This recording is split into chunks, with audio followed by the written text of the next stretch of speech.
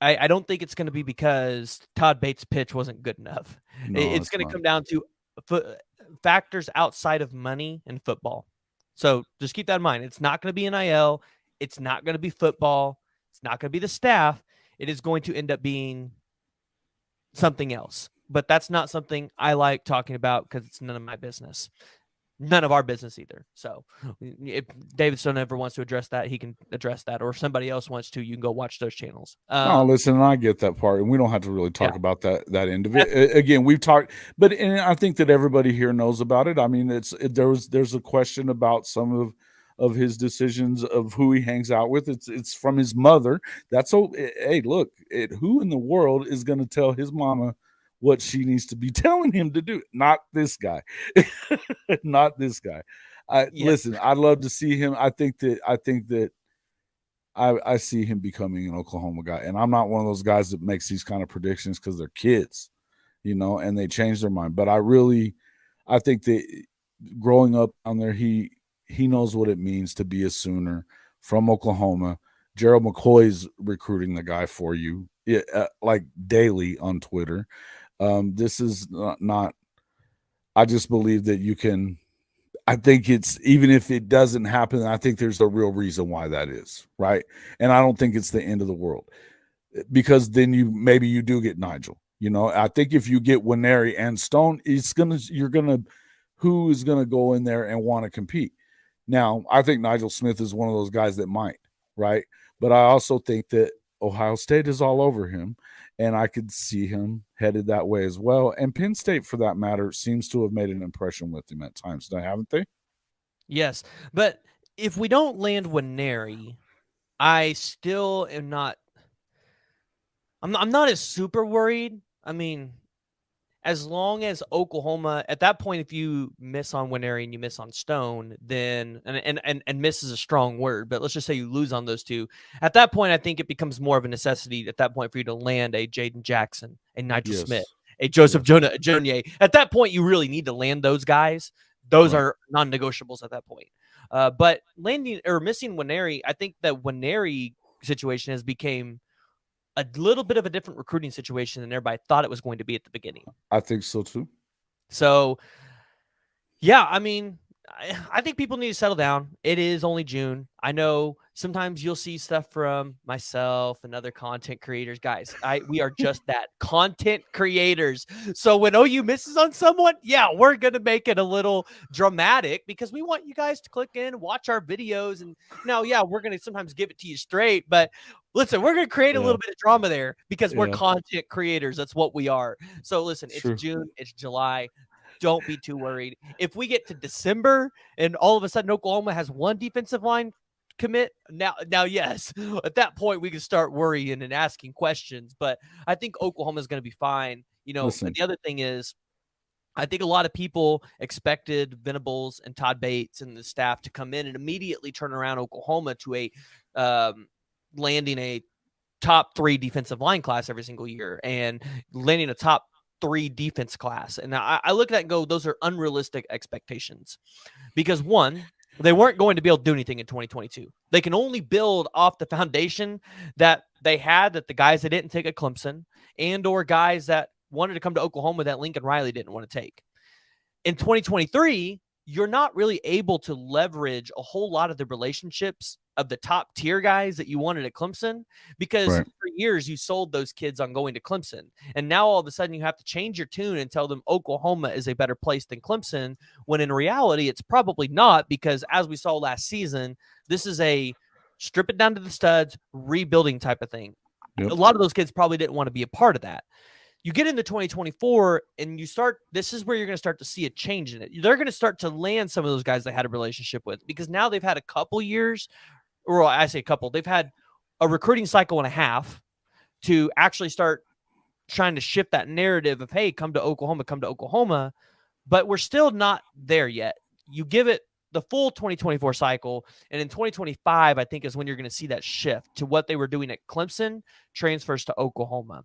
But it takes time. This is not something where, they're going to be able to come in and just immediately sell these kids to come to OU when it's literally a rebuilding project. I mean, It's just how it is. And unfortunately, I don't think people want to hear that. No, and I agree. And I'll tell you, the thing about it is, it's like Mike says, and if you're not a BV fan, I mean, I don't know. I'm not here to tell you have to be, but what I would tell you is that I don't know what you have of reasoning to not be at this point. He's recruited better than anybody up until this point. Look at he's got 2 cycles. He's 2 times in the top 10 and once in the top 5 in recruiting. He is bringing in and filling these holes. Now, I think that it's fair to question whether or not he is going to be a good head coach, because nobody really knows that, because he hasn't been a head coach. I think everybody.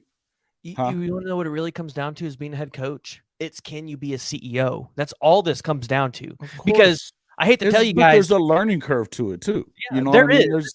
Even if you've been if you've been coaching for 40 years. Yeah, it's like any job. And I hate to tell you, you can't go to college to be head coach. It's not how that works. So this is a learning as you go type of thing. He might realize, hey, I made a mistake in hiring this person. And, maybe here in a couple of years, you see people get let go. He fine tunes his staff.